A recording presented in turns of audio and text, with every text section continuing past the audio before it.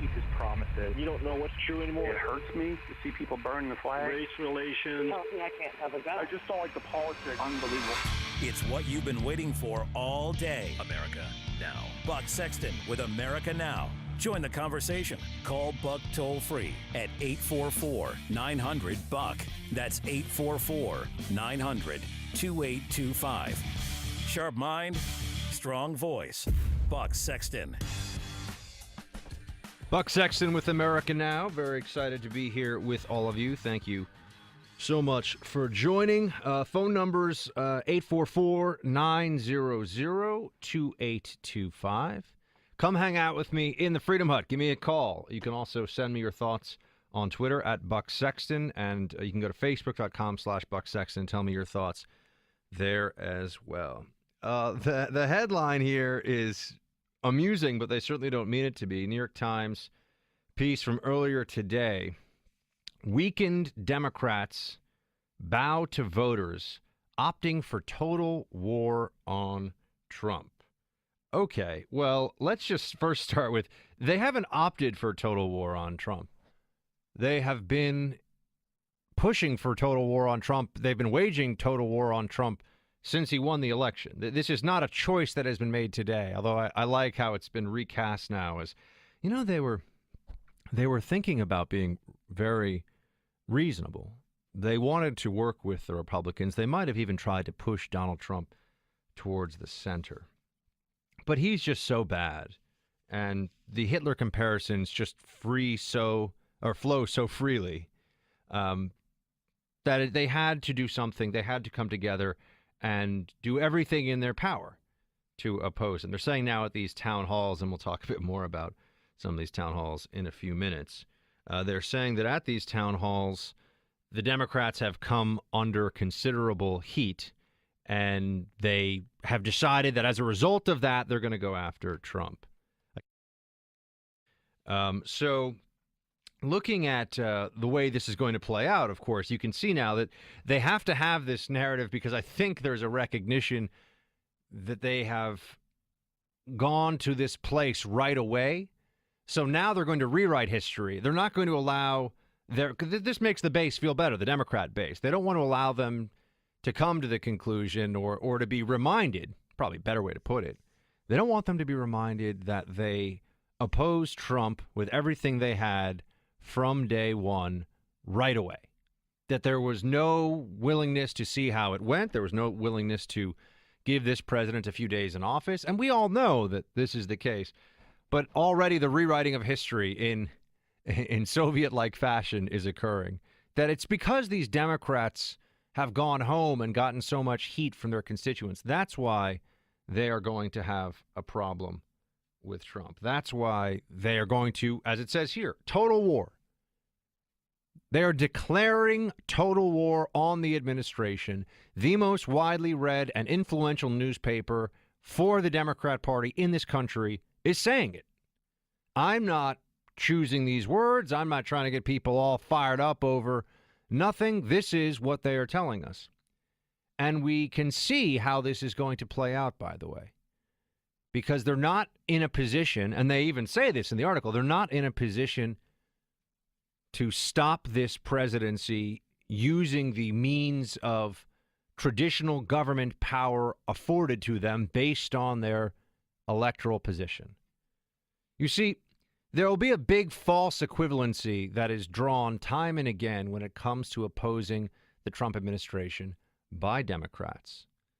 They have tried to stop him and will continue to try to stop him, not from doing things that exceed his authority, but from doing things that are squarely within his discretion and authority. That's the key difference. You'll see this as well with people when they would try to compare Obama executive orders to Bush executive orders in terms of the overall number. The overall number does not matter. Right? It doesn't matter. I can write 100 pages with nothing but one word repeated on them. That's not going to be as meaningful as one page of actual writing. And executive orders can be, we're going to close the Navy mess for the day in the White House early, or it can be, I'm going to give legal status to 3 or 5 million people in this country who are here illegally. Those are not both, oh, well, they're just both in executive order. We don't count them that way. We don't consider them that way. And they already have a problem with that, of course. But when you look at the way the Democrats are going to try and frame this debate, better way to put it, when you look at how they're going to line up for battle against the Republicans and what they're going to choose to do, I mean these Democrats who are in elected office and all of the wings, whether stealth, cloaked wings of the Democrat Party or ones that are out in the open, but the stealth wings would be most of the media. And as we're finding out, and I want to hit this more because I'm a former federal bureaucrat myself, I understand that game quite well. But as we see them lining up for, as they put it, total war on Trump. Total war on Trump. That's what they're saying. Let's be clear that under Obama, Republican opposition, or the staunchest opposition he faced in terms of his executive authority, came to issues or things that he was doing that had not been recognized as presidential prerogative before. Here's an analogy. Republicans under Obama were trying to tell somebody, let's say they were dealing with somebody who, a fireman, worked in the fire department. Well, if a fireman wants to perform open heart surgery, while that may be a very nice and noble idea, you probably don't want your fireman to do that. You want a heart surgeon, you want a cardiovascular surgeon to do that. But if a fireman wants to go and put out a fire and you stop him, you're obstructing him in the course of his duties. That's very serious.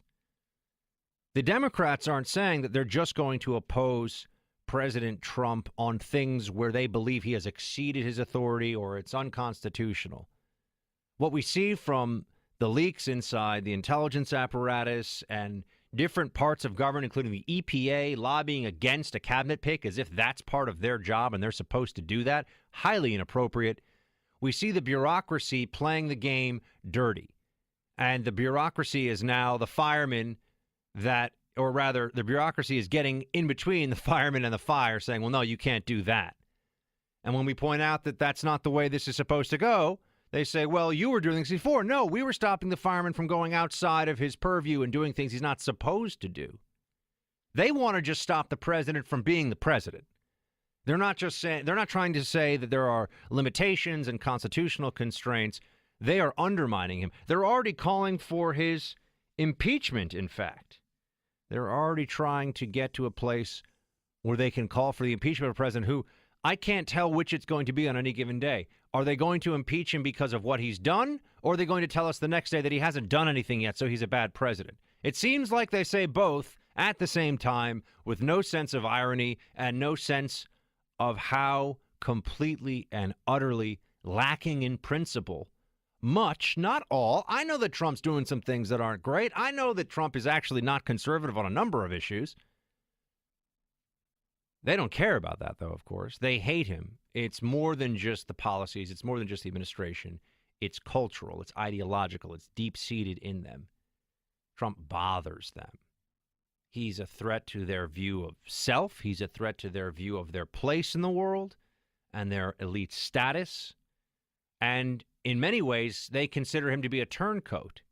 He's a traitor to his class. He's a multi-billionaire. He's supposed to want to hang out with, Stephanopoulos and Jay-Z and Nantucket. And, he's supposed to be cool and part of the left, a Democrat, because he's worth billions of dollars.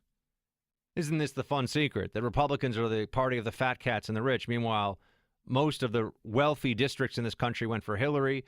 And I could sit here and rattle off lots of billionaires that are very active in the Democrat Party. And I promise you'd have a much harder time doing the same on the Republican side. But I digress. I want to get more into this because I haven't even been able to give you the news of the day details on the latest roadblocks from the bureaucracy that Donald Trump is facing. But I just want you to keep in mind, they're trying to stop this president not from exceeding his authority, but from using the constitutional authority that he clearly has. That's a very important difference, and it's a dangerous difference. They are unprincipled in this. They have lost it. They are declaring total war. I've told you before, you might want to hop into the trench with me because there's not going to be a whole lot of options. 844-900-2825. Buck Sexton with America Now continues right after this break. Welcome back, Team Buck. 844-900-2825 on the phone lines. Jim in Virginia, WPTI. What's up, Jim? Hello. Hello. Mr. Sexton, wonderful to talk to you this evening. Reason I wanted to let you know is that my son, during the election, he's 13, he'll be 14 in May, and he was a Trump man way before I was, because I went for Cruz. But me too, man. Your son was ahead of both of us on that, just for the record. So he's got good political instincts. He sure does. Well, the thing is, he likes to know the issues instead of being ruled by his emotions. He likes to have his facts. Well, this his civics teacher is fairly conservative, but the other one said after he'd worn his Trump pants shirt and all this stuff, and then he won. My son said my son was accosted by this teacher saying, "Well, you aren't going to be gloating after the election." And my son says, "Why? My guy won." And she says, "Why'd you call me the liberal civics teacher?" He says, "Because you're liberal, and it's because of guys like you that it helped me to inform my son. Just excited that you're on PTI now." And I really appreciate you sitting in for El Rushbo, and now that we get to hear your show in the evening, it's outstanding. Thank you so much, Jim. I appreciate that, and I hope your son. I mean, we always do family friendly content here, so I hope your son can listen into the podcast or live show when he gets a chance too. 13 is certainly not too early to start getting talk radio going. I was listening very young. Right on. Thank you so much. Right on, much. brother. Shields high, Jim. Thank you for calling in. Let's talk about something that I mentioned before, and I wanted to play this for you. You have Keith Ellison, a Democrat congressman, who's getting a lot of attention these days, and he had the following to say about Donald Trump. Please play the clip. I think that Donald Trump has already done a number of things which legitimately raise the question of impeachment. I mean, on day one, he was... I want to hear this. What raises... He was in violation of the emoluments clause. This is a part of the Constitution that says, as the president, you can't get payments from a foreign power. The day people checked into his hotel, started paying him, who were foreign dignitaries, he was in violation of that law. There's already a lawsuit filed against him, and right now it's not about only Donald Trump. It is about the integrity of the presidency. So yeah, I think that we need to begin investigations to not go after Donald Trump, but to protect our Constitution and the presidency. First of all, if we can for a moment, let's just have a little fun here and get into the logic of what Congressman Ellison has to say here. He's citing the emoluments clause, which is only slightly less annoying than when people cite the Logan Act, which they all only know about because a few journalists spoke to a few people with law degrees who figured that, hey, this is the way that we can justify a leak of Michael Flynn's phone call because maybe he's violating the Logan Act, which is a law that's never been, if we want to play this game, there's still laws on the books. You can go, I think there are even websites that are dedicated to this that say, in Connecticut, you can't kiss your wife on the cheek on Sunday and, stuff like that. So, there's plenty of stuff out there that we all, and people say, oh, Buck, but then you say immigration should be enforced. Well, I'm talking about laws that have a fine of 25 cents or something if you don't do it. Those are on the books in places. Blue laws are on the books in some places. Sometimes they're still enforced, sometimes they're ignored. But those are municipal ordinances. Those aren't criminal statutes. There's a big difference. So anyway, but the emoluments clause. So by the logic that Mr. Ellison raises here for why Trump should be impeached, by the way, he thinks that they're going to have the Congress will impeach a president under a clause in the Constitution, the legality of which very few Americans know or understand, and very few lawyers would agree on. Oh yeah, that's a great idea though. Let's all sit around and hope that they're going to get rid of Donald Trump because someone checked into a hotel. So you can't have foreign business interests of any kind and run for president. You couldn't do that. That would be impossible. If you were the CEO of Apple Computers and you were selling Apple Computers in foreign, or if you were the former CEO you're selling Apple Computer in foreign countries, the moment somebody buys one, wouldn't you then be in violation of the emoluments clause?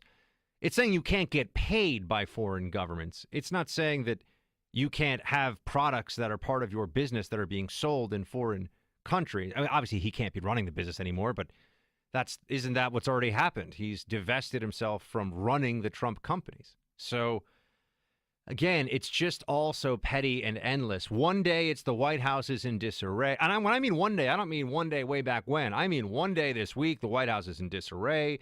And the next day, Trump is a fascist, and this White House is destroying the First Amendment, which, by the way, would take a pretty well-oiled machine in the White House, I would think. And all the people that take to social media to express how they believe that Trump is a fascist, worse than Hitler, as we have heard from some, because he has nuclear weapons. At least Hitler didn't have nuclear weapons. They take to social media and they talk about how terrible Donald Trump is, and they threaten his supporters, and they say the most heinous things imaginable about the president and his family, all under the banner of, well, he's so terrible that we have no free speech rights. They don't see any contradiction in this whatsoever. I've got to be honest. If you were living in North Korea and you were walking around mocking the dear leader and writing about how he is a moron and the worst and a sexual deviant and all, and by the way, you'd be right, but that's North Korea. You wouldn't last very long, because that's true tyranny. And in this country, we have people that are all wound up about Donald Trump and tyranny. Meanwhile, Barack Obama was having the Department of Justice, Eric Holder, who reports directly to Barack Obama, signed off on this himself. This is not a theory. This is fact. That they would do phone taps of journalists in order to find confidential sources. That's something that had never been done before. And you didn't hear the media get so upset. There were some here and there who were like, I like to have some shred of principle. It's hard for me to be a complete and utter fraud. So maybe I'll get a bit upset when Obama vastly exceeds precedent and his promise to the American people to be very transparent and open and protect the First Amendment. All of that was a big, funny, ha-ha joke, I guess. But only when Trump is now in office do we hear about all of this. And it's very hard to get as energized about these issues as a normal, rational person who tries to see everything for what it is, not as an extension of groupthink, not as part of, well, I want to be considered one of the cool, smart people, therefore I take the following position, which I think motivates a vast majority of the anti-Trump hatred that's out there. Because if you were to go down the issues, issue by issue, what, he's too harsh on illegal immigrants? Obama deported a lot of illegal immigrants. Didn't hear much about it, by the way. He's too hard on radical Islam? Obama was droning people left and right and made jokes about it. It was under the Obama administration, I should point out to you all, that a U.S. citizen without trial was droned in a foreign country. And they didn't even want to talk about it. They hid it from us as though it was classified. It was written about in all these newspapers. Then finally the administration came clean. I'm not even sure if they've completely admitted to the whole situation yet. It's been written about in every major newspaper. So droning U.S. citizens without trial. And I'm not saying that I wouldn't have necessarily made the same choice. I'm just saying don't pretend that you're some big champion of civil liberties. And don't now tell me that a few weeks into Trump's presidency, Trump hasn't droned any U.S. citizen without trial. Hasn't happened yet. So all these cries of fascism and this rallying for the all-out war against the Trump administration from the left is just an extension of the childish mindset that has been allowed to fester among progressives for 8 long years. Buck Sexton with America Now, where there's always something to talk about, where you can trade opinions with Buck. Not sure you'll win, though. Just call 844-900-BUCK. That's 844-900-2825. All right, Buck, you're on. All right, team, welcome back. Phones are open. If you want to call in, 844-900-2825. Would love to hear from you. We've got former Navy SEAL Carl Higbie joining us now. He's a Trump supporter and a Wait, what? Oh, we're sorry. He's about to join us. I thought we had him. Speaking of which, I've been dealing with technology all day today. I had to do some upgrade on my iPhone and fix my laptop and all, and I get so grumpy. And I think whatever my age is, when I've had to deal with my technological lack of skills, my age, it's like you add 30 years and I'm super grumpy, and I just want to throw my shoe across my lawn at the kids who are playing, street hockey too loud or something. I don't know. I just get mad. Do we have Carl here? Oh, we do. Okay, great. We got Carl Higby joining us now, former Navy SEAL, Trump supporter, political commentator, author of Enemies, Foreign and Domestic: A SEAL's Story. Carl, thank you for calling in. Well, thanks, Buck. Thanks for having me.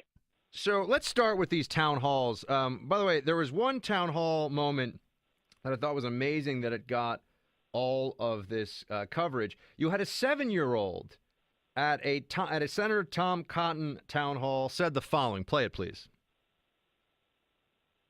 It is PBS over wall.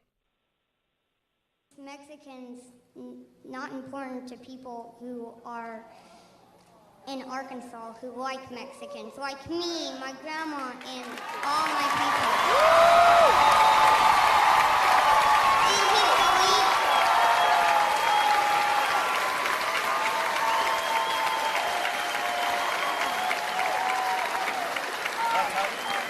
And he's deleting all the parts in PBS Kids just to make a wall.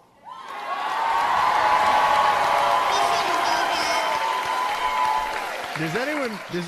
Okay, so this got a lot of play, Carl, because you got a 7-year-old kid who's talking about the defunding of public broadcasting kids show and the building of a wall at the southern border. I don't think he figured this out from reading the front page of the Journal. I really don't. I feel like maybe this was planted by an adult, and now they're using 7-year-old kids to score political points when they know there's media around.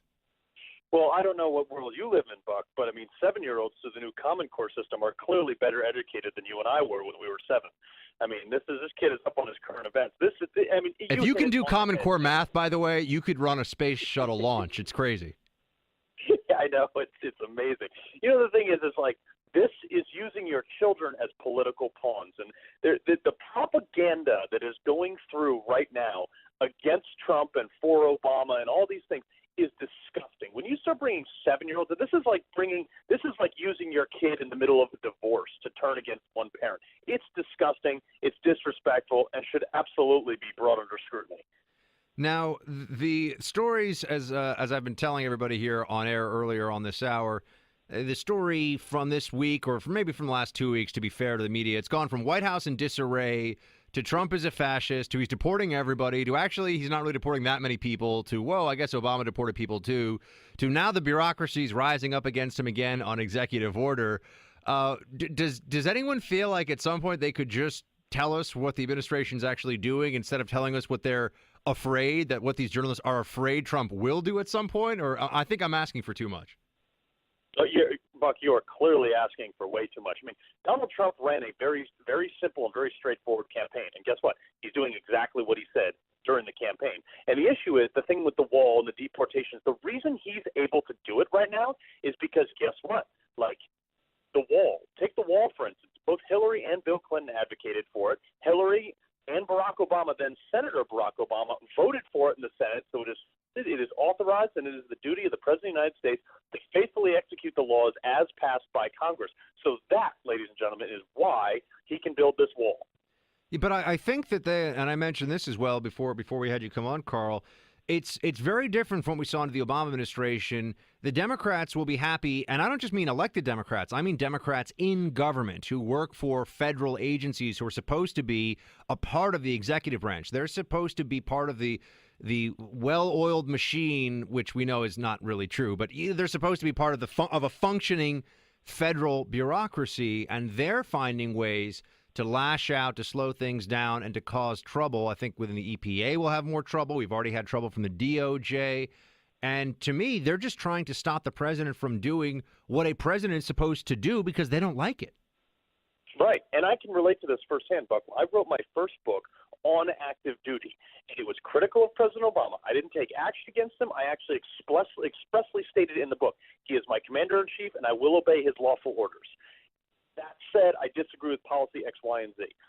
And they hammered me. I went through a 4-year lawsuit just over that. Imagine if I had actually acted against the U.S. military or the President of the United States. I mean, this is what they're doing right now, and it's not only crippling the United States of America, but it's crippling progress. I mean, Donald Trump has displayed his ability to create progress and accomplish things. These people are stopping that. They're trying to stifle his progress so they can run against it in 3.5 years. And Trump is saying things on immigration that you would think might quiet some of. I know a lot of the critics will hate him no matter what, but maybe some of them would see, okay, he's not going to eliminate DACA, at least not right now. He understands their sensitivities around it. He has expressed sympathy for those kids, but he doesn't have sympathy for criminal, illegal aliens, gang members, murderers, rapists, and he's mentioned this. In fact, let's play some of the audio on Trump gang members, please. See what's happening at the border. All of a sudden, for the first time, we're getting gang members out, we're getting drug lords out, we're getting really bad dudes out of this country, and at a rate that nobody's ever seen before. And they're the bad ones. And it's a military operation because what has been allowed to come into our country, when you see gang violence that you've read about like never before and all of the things, much of that is people that are here illegally. And they're rough and they're tough, but they're not tough like our people. So we're getting them out. Well, what's the problem with that, Carl? Because there are people that have problems, even with the recent wave of deportations that did target predominantly, even by the LA Times, the Washington Post, their own analysis and reporting, people who are real criminals, who are threats to public safety. But there's still this. Then you have articles on page, on just below the fold on how illegal aliens are immigrants. They just say immigrants. They don't even say illegal aliens, of course. They don't even say undocumented until 3 paragraphs into the story, how they're under a self-imposed house arrest. I read that today because they're all so terrified. Yeah. Well, this is like the woman also who locked herself in a church because she believed religious freedom would supersede her deportation order. I mean, this is the propaganda, again, from the left is uncanny. And now he said this, I know the left is up in arms over his military operation comment, which Spicer then, walked back a little bit saying that he meant military precision. But I don't really care whether he uses the term military, that he uses the National Guard, he uses law enforcement. I don't care. I don't want these bad hombres in my country because it doesn't help our country progress. Everything he does has the bottom line of how to make America safer. I think there are a lot of people that don't know, who criticize all of these orders. The National Guard has, in previous recent administrations, been sent to help out at the southern border. They weren't necessarily the first line arresting authority, but they were doing surveillance and assistance and logistics and helping to catch illegal crossers, illegal crossings.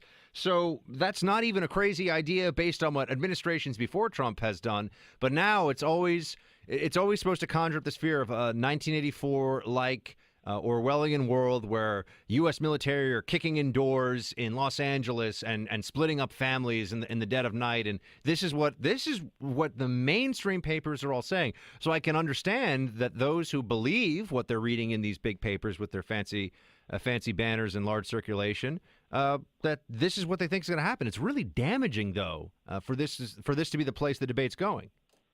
Yeah, and the left has succeeded in making this a culture of unaccountability, and through these publications, they're victimizing the people who are breaking the laws, and people like you and I are being made out to be the racists and the bigots and the homophobes and heartless and mindless because we want to, God forbid, send somebody back to a country they came from when they came here illegally. Like, illegally is the key word there. Like, I don't know how much simpler this could be, Buck. Now, the national security team that Trump has put together, that stopped the story of a national security novices and the National Security Council in disarray. Flynn asked to step down. He did. McMaster is a fantastic choice, even the most progressive lefty, code pink Democrat is like, yeah, McMaster, he's a smart guy. So at least that's quieted that down. But when do you think we'll start to see some action on national security, or at least some specifics in the discussion of Trump administration's strategy vis-a-vis the major hotspots, Iraq, Syria, Afghanistan, and also combating Islamic terrorism? Is that going to be soon, or is that going to take some months? Well, here's the thing: he did release that memorandum to give him a plan in 30 days, but I will say do not expect him to release a plan on how he's going to do this. Just expect him to start doing stuff, and you're going to find out once it's done. Because he ran on that. He doesn't want to give anything away to the enemy. So, this administration with the politicos and the left is still stuck around in there is leaking like a sieve. But once Trump squares that away, don't expect to know a lot about this stuff until after it's already happened.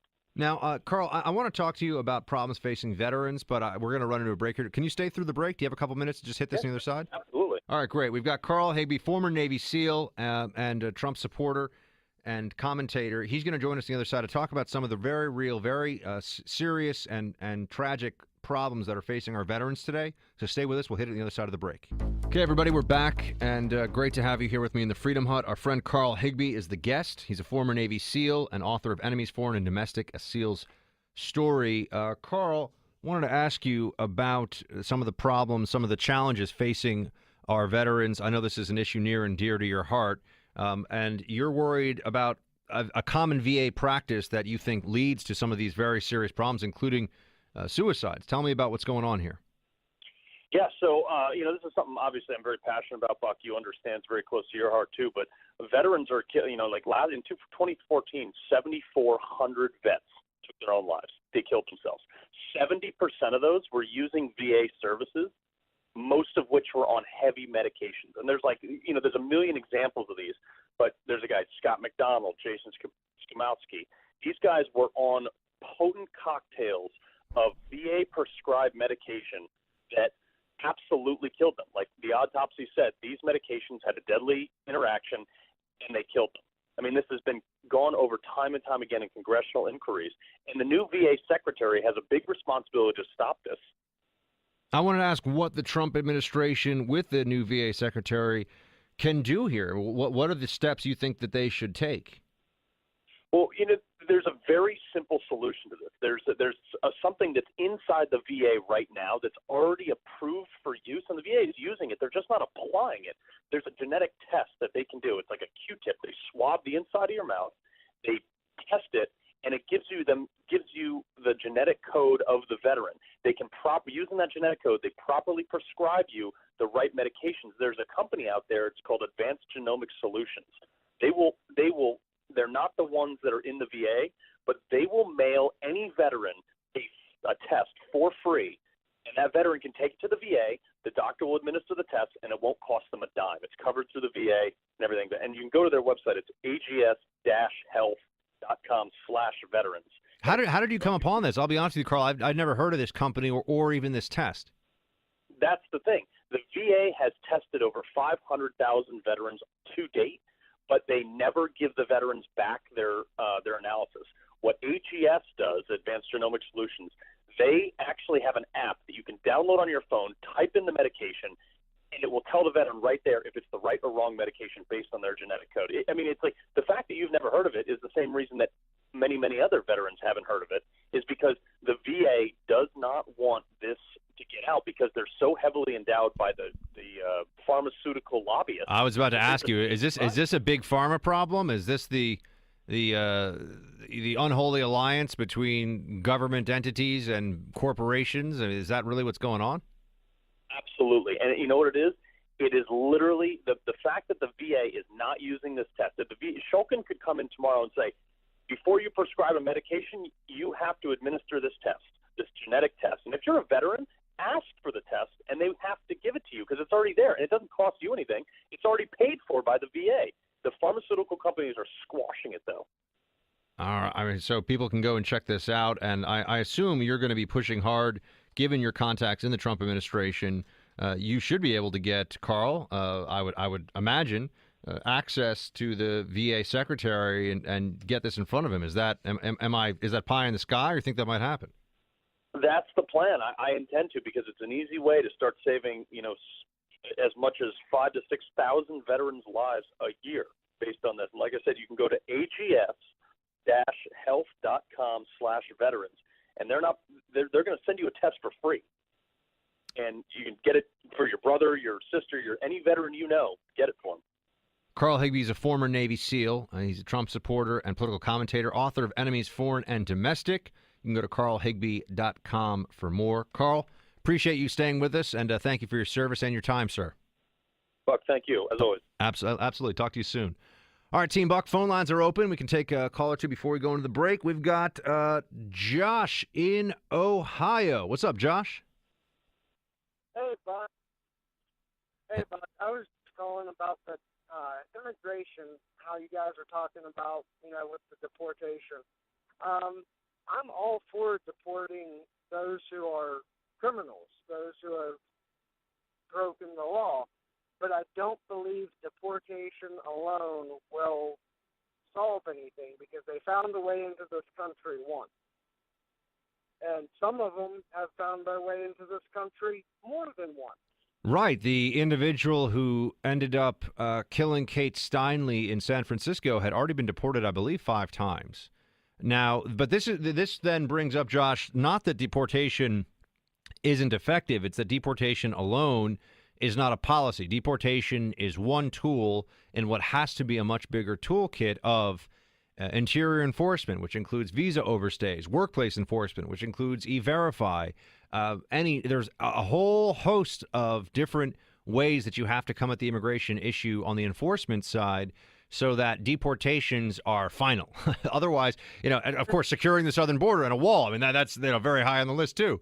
So you have to put these things in place, or else you could have returnees after deportation. And think of how discouraging that would have to be for ICE officers. If it's easy for somebody to come back after being deported, clearly there are huge holes in the system. And the other thing is, it kind of lends credence to Trump's other immigration policy, his travel ban. That falls into keeping these illegal immigrants out. Well, that's a perfect segue, my friend Josh, because I'm going to talk about the travel ban and the latest updates on it right after we come back. Josh in Ohio, Shields High, man. Thank you very much for calling in.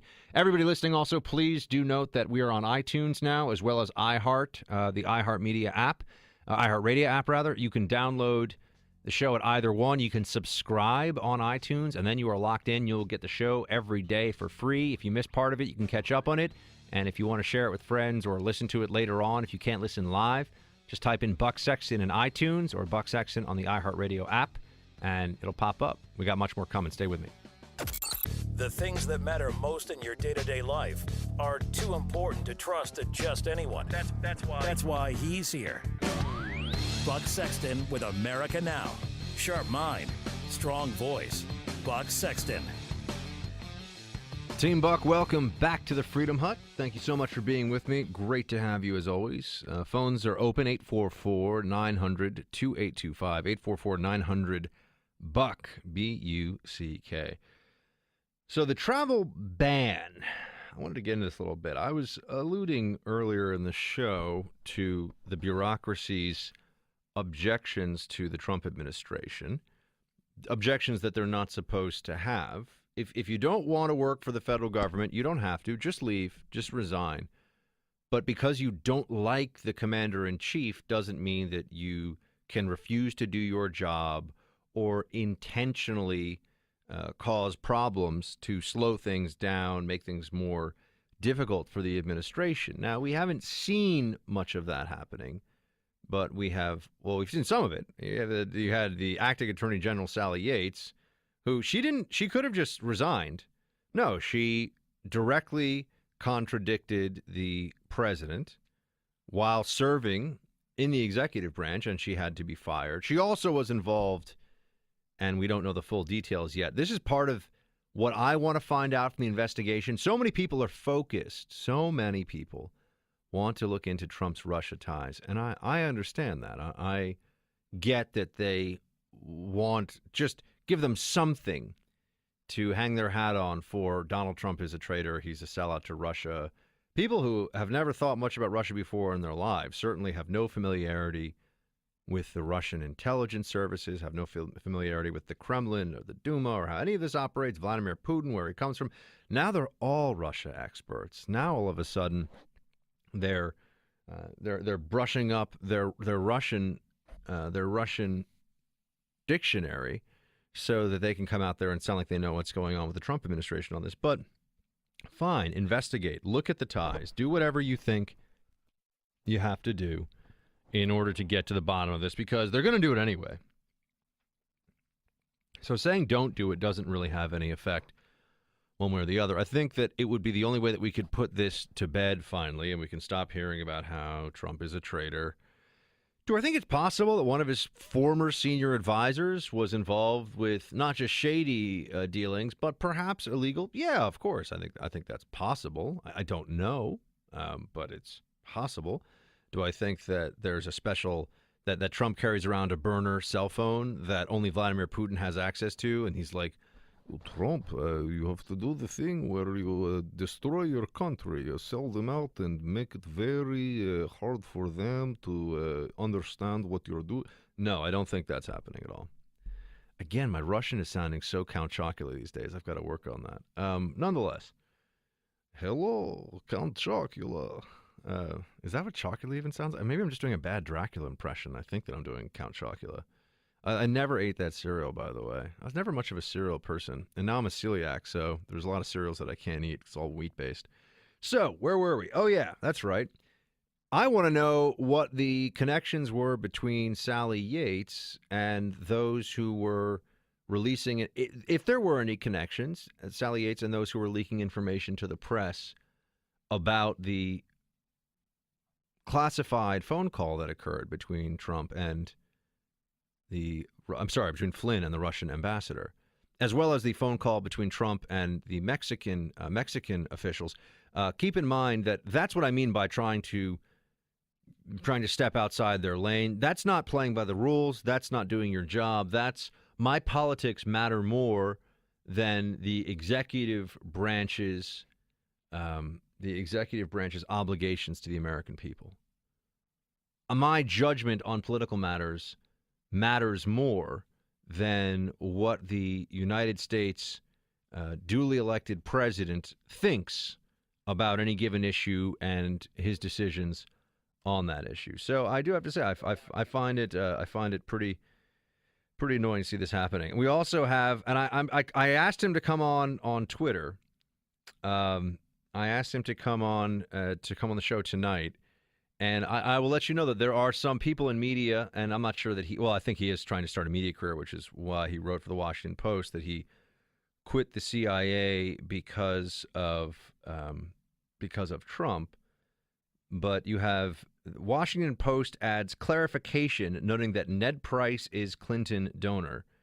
And this is in response to the piece, Ned Price, political contributions to this is in response to his piece that that career CIA analyst Ned Price quits rather than serve Trump. That's on NPR.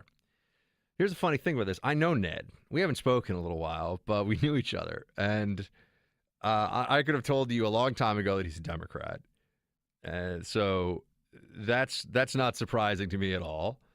And I totally am fine with somebody like me. Look, I came out of the CIA and became a conservative radio host, political commentator, whatever else that I am.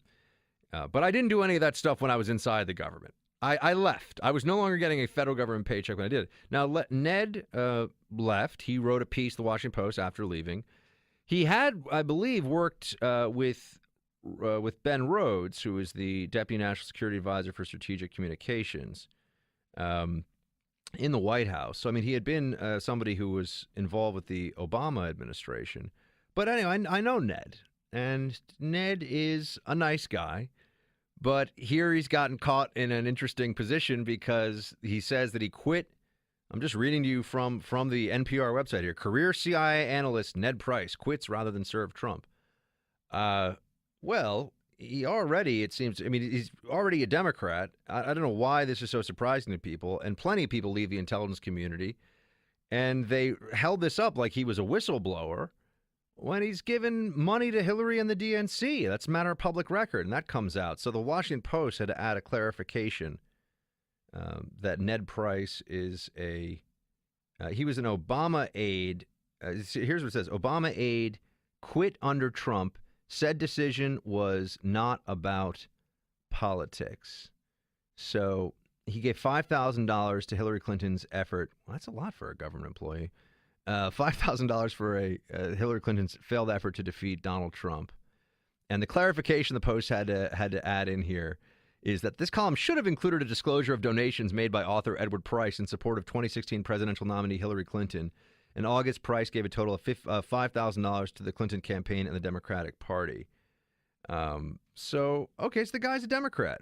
Yeah, sorry, he was working as an assistant to Deputy National Security Advisor Ben Rhodes. So Ned, whom I know and is a nice guy, but is just a lefty Democrat, which is, you're allowed to be. That's cool, whatever. But it's funny. I know Ned. I know some of the other people that are popping out of the intelligence community these days and going on to media. It's like all of Buck's old drinking gang from D.C. Well, I'm going to try to get some of them on the show, even the Democrats, because we're friends. I want to hear what they have to say. We don't do what they do. And this is always, and I don't mean they as in my friends, but we don't do what the Democrats do in general, which is decide that we can't be friends, we can't be civil to people who have different politics from us. That's just not how we roll as conservatives. That's not what we do. Certainly not how I do things. I got plenty of it's fun. Lefty friends, they hang out, they get a couple of drinks, they start talking about how Bernie Sanders is so great. You point out that Bernie Sanders is a socialist who has 3 houses. So in that sense, I guess he's a great sort of Soviet-style socialist or Venezuelan socialist party leader. They do fine. It's everybody else that has a really rough time. So Sanders, 3 houses. But Ned quits. He leaves the CIA, and they all seize on this because they're hoping this is an example of the nonpartisan intelligence officer who just wants to serve his country but can't under Trump. Ned is a smart guy. I do not trash people who are my friends, and I would not pretend. I haven't seen the guy or talked to him in a very long time. But Ned's a nice dude. But here they ran with this story. And they're now having to backtrack a little bit because, well, here they are pointing out that he gave a lot of money to Democrats. So this is supposed to be a moment of, you can't be, you're a career intelligence officer, you have to leave because of Trump. The media runs the Washington Post column, it's all so good. But no, you're a partisan. Which is fine. I'm a partisan. You're allowed to be partisan, but let's just not pretend that it was the professional, the insult to your professional integrity that forced you to leave. Does anyone think that I wanted to be writing for the President's Daily Brief for Obama? Does anyone think that? No. I was not thrilled about that prospect. I did not think that Obama was the genius that so many others, based on what evidence I don't know, thought that he was. Skilled politician, but that's not the same thing as being a genius. Geniuses have gifts and abilities that other people don't have and can do things that other people can't do. I can read off a teleprompter really well, too. That does not make you a genius, but I digress. So anyway, Price, I just want to throw that out. I asked him to come on the show tonight, and maybe he'll join. I asked him to come on. I don't know if he will or not. He's probably working on a contract with MSNBC right now. Will never talk to me again. But anyway. Where was I on all this? Oh, yeah. The bureaucracy. Now they're also saying that they feel like there's a politicization going on because the Trump administration is trying to push people into giving them evidence that the 7 countries under the travel order that were banned are bad, dangerous countries from a terrorism perspective. When you're talking about Yemen and Somalia and Sudan and Iraq and Syria, and this doesn't strike me as a very hard case to make, but already people from within the bureaucracy, remember, stopping a president from doing what he should be able to do, not exceeding his authority, just stopping him from doing what is within his authority. They're having objections to this. They're already leaking out to different news sources that they have a problem here. So let me give you a little more of the details of that on the other side of the break, and then we've got a whole lot more show for you on all kinds of stuff. 844-900-2825. Team Buck, we will be right back. All right, Team Buck, welcome back to the Freedom Hut. Great to have you. Really appreciate it. And I feel like I'm managing to fix my phone and my computer and my iPad, and I decided today that I was going to tackle all those problems, and it just is so frustrating. I wish I was good at the technology stuff, but I was never good at even programming the VCR back in the day. So, and I know VCR's a thing that people used to have that they don't really have anymore. Not even CDs. I remember when I had a whole case of my CDs, a treasured possession of my CDs. Now, I don't even know what you'd use them for, like little mini Frisbees or something. JD in California on KFNY. You're on the Buck Sexton Show, sir. What is up? Hey, Buck. What I was going to talk about was these security leaks. Yes, sir. And they talked about it on Limbaugh today and Jay Sekulow on Hannity's show. With General McMaster in there now, and he's going to bring his people in. Osama, he 17 days before he got out, he said, "Okay, Obama, all these agencies are going to get all this raw data, where it used to be just the NSA, and then they doled it out where it needed to go. Why have not they rescinded that?" I don't know what I don't know what specifically you're referring to about the wider. They might have increased sharing inside the IC. I don't know, but information sharing within the IC, if you have the proper clearance, has been a long-standing practice. So, signals intelligence that NSA gets doesn't just stay in NSA. No, that's what I'm saying though. They determine where it needs to be go to. Okay, in other words. Okay, this agency could use it, and this agency can use it, and this agency can use it. But now what Obama did, only 17 days before why didn't he do it when he first came in office? Okay, 8 years ago. I have to look at this order you're talking. I don't know about this order. I'm not sure what it does, so I apologize for that. But I'll have to look at this one. Well, like I said, so now with General McMaster in there, and get his own people in there, they should bring all that data back to NSA and let them dole it out. And then they could say, okay, let's take this piece of information and give it to these two agencies. Okay. On the New York Times, if it's on the headlines of the New York Times the next day, they know where the leak is coming from. Yeah, there's a lot of people that have access to classified information, JD. I think it might surprise you. I realize that. Yeah, I mean, a lot, like not a lot as in a large number. Like not a lot as in 15 people. Like a big number of people have access to highly classified information. So, that's I mean, if you're talking about the problem is once you start limiting access, then you're stovepiping, as that's the terminology they use in the IC. And if you stovepipe something that's actionable, especially when you're talking about threat reporting, that's a big problem. So this information is going to get shared. You trust the people that have these clearances, that especially when they have a clearance top secret, and then with additions onto that TS clearance, then you hope that and legally they're bound to not disclose that, and people are disclosing. But JD, Shields High out in California, thank you for calling in.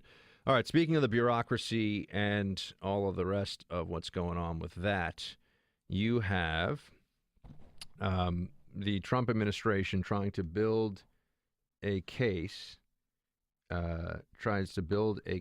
for why the countries that they have specifically cited in this executive order are terrorism risks.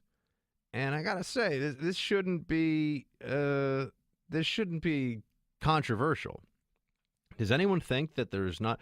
All you have to do is do a Google search. Look in the whatever newspaper you like to read, whatever website you get your news from, except for that website that allows you to pretend that Hillary Clinton won. That's a real website, by the way. It's just a website with fake news, actual fake news that everyone agrees is fake news. Stories about what it would be like if Hillary Clinton had won the election.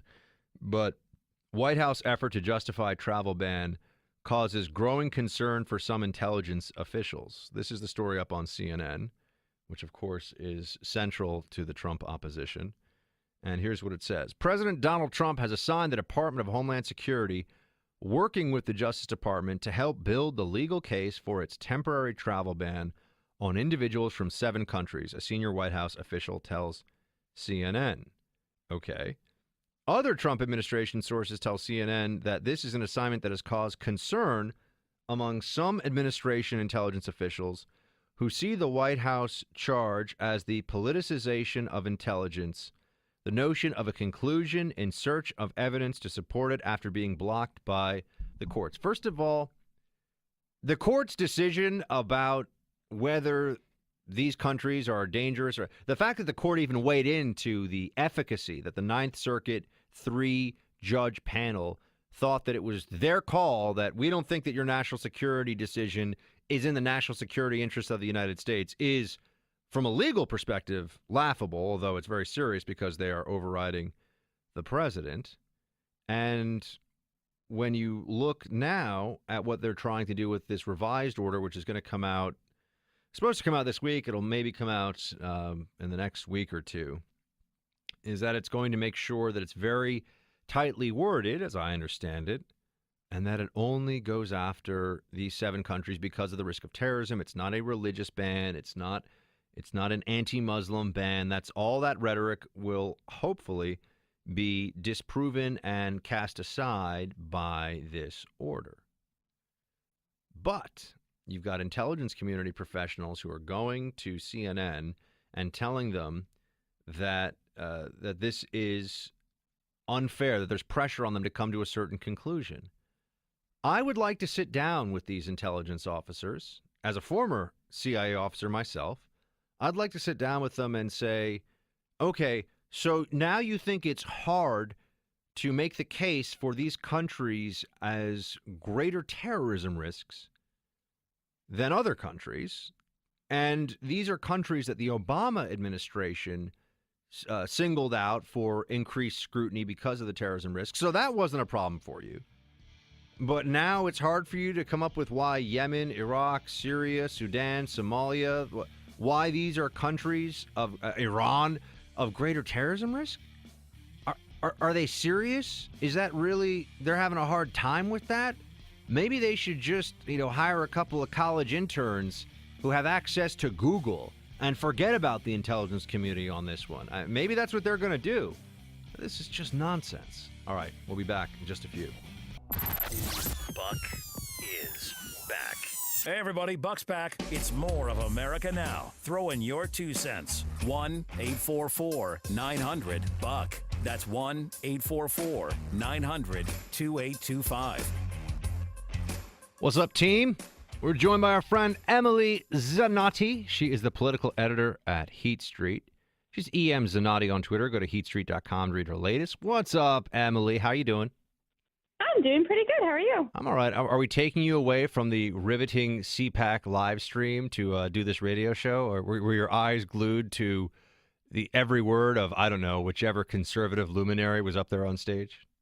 I am so disappointed right now that I am not watching a bunch of people mill around in a ballroom. Just not a thing. The best part is watching the in between the speeches when it's just like, yeah, here we are. It's like CPAC. I mean, it's like C-SPAN with more people. It's right, where everyone runs out to go to the bathroom and then you can see them run back in. Yeah, fun fact. I have only been to CPAC once, and it's when I was a private citizen CIA officer on my own time. So, whatever. Maybe Langley was infiltrating CPAC a little bit. Don't worry about that. Don't ask too many questions. But and I went with a bunch of with a bunch of buddies of mine from inside the community too. But I would say, worth pointing out now, that CPAC seems to be going off without too much of a hitch. Yeah, but I've never been as a media person, so there's that. I don't know how that's happened, but I'm always busy. I've got radio shows to do. It's okay. There's way better Wi-Fi if you're not there, I've found. Oh, I would agree. And so anyway, maybe 1 year. Maybe 1 year. I mean, we did have Matt Schlapp on radio yesterday, and I didn't want to be that guy who's like, yo, what's up, Matt? So that whole, Milo invite didn't work out real well. But you know what would work out is a little Buck Sexton love. I'm just putting it out there. Just putting it out to the universe. Side note, neither here nor there, So I'm putting it out to you because that doesn't feel quite as shameless as if I invited Matt on the show and then I was like, why don't you guys, Buck Sexton on stage with flames behind me, like I'm at a Kiss concert or something, like the sparks flying out on stage. Maybe I don't even play electric guitar. Give me electric guitar. I'll make it work. It could all happen. We should start a Twitter campaign right now because the keynote speech is tomorrow night. If you could get down there. I think there's still time. If we start a hashtag Buck takes CPAC, I think we might get some momentum. I'm just putting it out there. We are a national show here. Okay, side note. Fun to talk about that. So let's bring me up to speed, Emily, if you would, on the latest musings over at Heat Street. Reince Priebus and Steve Bannon at CPAC, the media is the opposition party. I got no problem with that. I mean, I know we're technically in the media, but we know they're not talking to us. No, I am not, Steve. Well, as far as I know, my face is not plastered in the middle of a dartboard in Steve Bannon's office. I'm not 100% sure, but I'm willing to bet on that. But they did say today in their joint panel, Reince Priebus and Steve Bannon, that the Democrats have actually not been the opposition party here in the first few weeks of the Trump administration, that it's really been the media, that the media has been running with stories that it can't verify, that it's constantly having to backtrack within 24 hours on things that they've said about the administration. And that really Bannon was saying, and I agree, is that the media is really disappointed that Donald Trump won. And so they're going to do everything they possibly can to try to tank him here in the first few months. Yeah, they've said now in the New York Times that they're declaring, the Democrats, in response to their constituents, are declaring all-out war on the Trump administration. I think we've already been there. I think we've been at leftist DEFCON 1 from day one of this presidency. I'm not even sure we made it to day one of the presidency. I think we've been at DEFCON 1 since like November 10th. It's been like complete panic. I almost had a bunch of potty-mouthed protesters trample me on my way into my apartment here in New York City. I think it was 2 days after the election, and they were screaming curses and, not my president and all this other stuff. And I just thought to myself, guys, maybe focus on some other things for just like 48 hours. Just give it a rest for 48. Nope.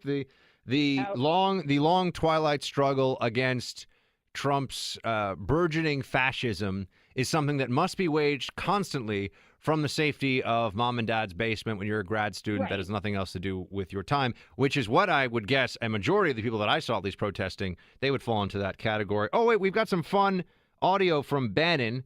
Can we play that? Bannon saying some stuff about, well, the Trump administration and the media. Play it. They're corporatist, globalist media that are adamantly opposed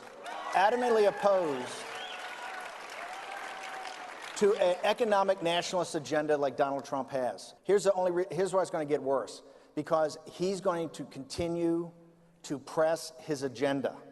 And as economic conditions get better, as more jobs get better, they're going to continue to fight. If you think they're going to give you your country back without a fight, you are sadly mistaken. Other than using the term economic nationalism or economic nationalist agenda, I'm like, we want to stay away from the nationalist thing, I think, as a general rule. But I don't know. Maybe they're trying to embrace the term now in a way that it hasn't been able, to change the term, like suffrage. Change the meaning of the term, like suffragettes was a pejorative, and then they're like, we'll be the suffragettes, and that's how they went with it. There are other things that fall into that category too. But yeah, I think that Bannon's the whole media opposition thing, it's true. So why can't they say it? The media is the opposition party. So why is it so offensive to them? And it did sound to me a little like they feast off of the tears. They love every time these horrible stories come out, or every time people in pink knitted hats hit the Washington Mall. They're just eating it up. And I think it's interesting that he's saying, enjoy it. This is crazy, and it's going to get worse. And you may as well enjoy the ride while you're at it and keep fighting. I'm going to hand this one off to you because I don't want to be accused of cisgender mansplaining. Although, really, I think what I do in the Freedom Hut day in and day out could probably accurately be described as cisgender mansplaining. Now that I'm not even sure I know what cisgender means. I think I know what it means, but it's such a new term that I still wonder, am I using this properly? Cisgender is just, what is this? It's when it's male and female are two different things, right? Right. It's if you still identify as the gender today that you were born with. So you weren't transgender or fluid gender. You're giving the definition that is the definition that people use. My definition is men and women are still a thing that are different, and you can. So yeah, that's my version of the definition. But yes, so I cisgender mansplain. That's what I do here in the Freedom Hut, and I wanted to pass this one off to you then, so that you can just go all Zanotti on it. You've got Kellyanne Conway at CPAC saying that modern feminism is useless. Ooh, feisty. I like it. Yeah, actually, I loved this speech that Kellyanne Conway gave this morning. And she basically said that the women who are hitting the Women's March on Washington and who are headlining this Day Without Women, that's not real feminism. In fact, that those women who are hitting those streets are actually afraid of a conservative woman who manages to make it into a position of power because it challenges their idea that everyone has to be a victim. And she was basically saying that feminism today is about constantly being a victim. Someone else is oppressing you, someone else is making you unequal, and really for women, the point is to not feel like a victim. It's to be courageous in the face of sexism and to fight for your own equality and to go out and achieve. And I mean, she certainly has. She's the first female campaign manager to successfully push a presidential election into the White House. So it's great coming from her. But yeah, she did say that feminism as it is today is completely useless. And just wanted to get you to weigh in on the Trump administration withdrawing Obama's guidance for schools on transgender bathroom usage. Whatever one may think of this, and I had the situation play out last night of sitting here and saying something, and a friend of mine sending me a text during the show saying, "Have you seen this? This is horrible." I'm like, I'm sitting here in full Buck mansplain mode, and I'm getting a text message from a friend like, "Did you see this? Maybe you should address how terrible this is on your show." And whatever one may think of transgender bathroom usage, a couple of things I believe transcend ideology and just are true here that one must keep in mind. For one, Obama put this rule into effect in the second term of his presidency, but a few years ago. So up until then, I suppose, everybody, including Democrats and the Obama administration, were encouraging bullying and ostracizing these students and all the stuff that's being said now because states will make the determination instead of the federal government. That, to me, just shows once again how intellectually unserious many of the strongest proponents of the progressive agenda truly are. Right, and it's not as if he's saying, or Donald Trump is saying, you cannot make provisions to protect transgender students in your school. He's just saying it's not the federal government's responsibility to tell individual public schools who are located miles away from the federal government how to run their lives. So he's saying, you know, if your state, and Andrew Cuomo went ahead and did this, and the governor of Connecticut went ahead and did this, that if your state wants to do this, that's your prerogative, but I'm not going to force it on you. And it certainly was a departure, too, from Title IX. We use Title IX for gender-based discrimination in schools, and they were going to use Title IX to revoke money from public schools who didn't follow the Obama administration's commands. And that's really not fair. They don't know how to do it. There's no way, there's no rubric on how to implement the changes or even what the changes were supposed to be. So these schools were going to lose funding without any due process at all. How would one even enforce any aspect of Title IX, considering now gender is, not to be flippant, but I guess to be flippant, a state of mind? Yeah.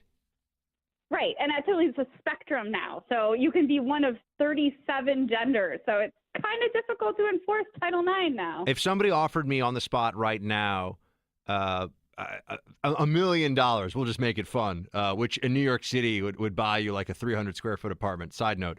But if somebody offered me $1 million, that was a little bit of an exaggeration for those of you listening, but not that much. I wouldn't be able to name more than 3 or 4 of the genders, I think, that are offered up of the 37 genders that Facebook and others now say exists. That's where it is. I don't think I could do more than 3 or maybe 4.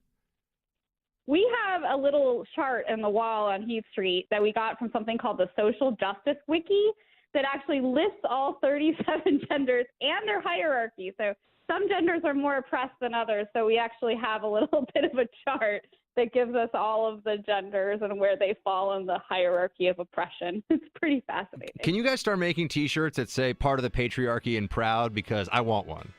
I feel like that would be good. I want one of them. I'm propping up the patriarchy here night after night on the Buck Sexton Show. All right, Emily Zanotti, everybody, political editor at Heat Street. Her stuff is on heatstreet.com. You should follow her on Twitter. She's the best. Emily, thank you for calling. Thanks a lot. Team, we will be back right after this break. Welcome back, Team Buck. Vice President Mike Pence is speaking right now at CPAC. Let's go to the audio. This is the first time I'm here as Vice President of the United States of America.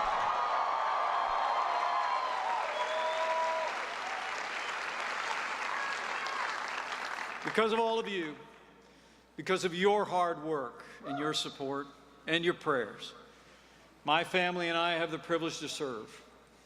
And more importantly, because of all of you, my friend Donald Trump is the 45th president of the United States of America. 45?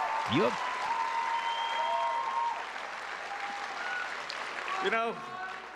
You know, the president and I have become good friends. It's the greatest privilege of my life to be vice president to a leader of such conviction, vision, and courage. Now, some people have remarked that we're a little bit different. I'm a small town guy, he's big city. I'm Midwest, he's Manhattan Island.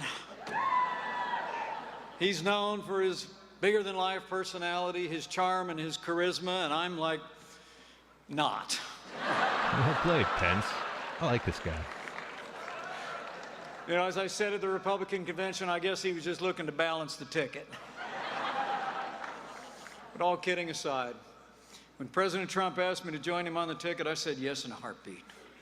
Because you have elected a man for president who never quits, he never backs down, he is a fighter, he is a winner, and I promise you he will never stop fighting until we make America great again. All right, let's. So Mike Pence, they're doing an excellent job at CPAC, and they've made some really inspired picks for an administration, or really for a president and an inner circle around him during the campaign that was constantly criticized for being political novices, not having good judgment, not having a machine. I remember hearing so much about how Trump didn't have a ground game, so he can't win because there's no ground game. And what you see is that pundits who go on TV and just don't really want to read too much or bring any new insights to the situation, when in doubt, just talk about how somebody has a good ground game and or not, based on what you've heard other people saying about the ground game. Because who can really check in on that?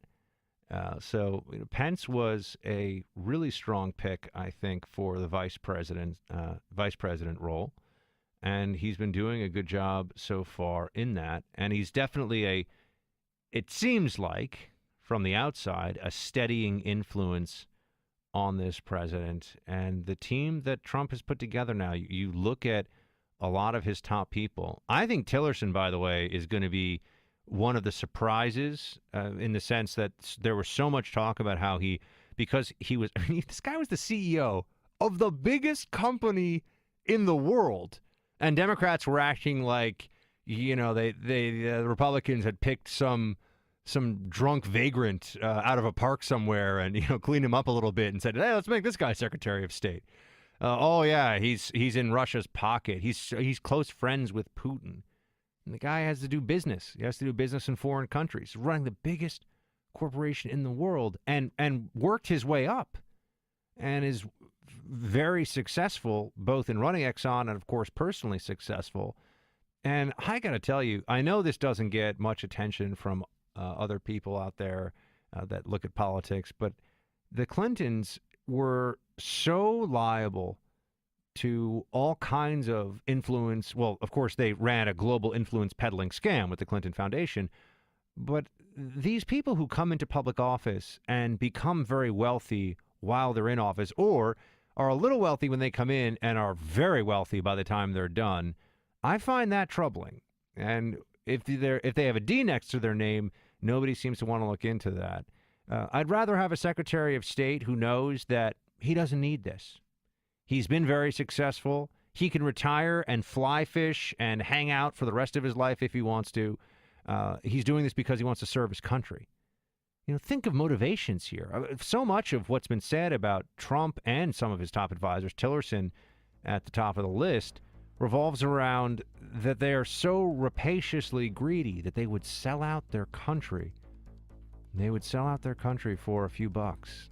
I don't think so. The Clintons, yeah, they were willing to sell out a lot for a lot of bucks, and we saw that happening. The media pretended that it wasn't.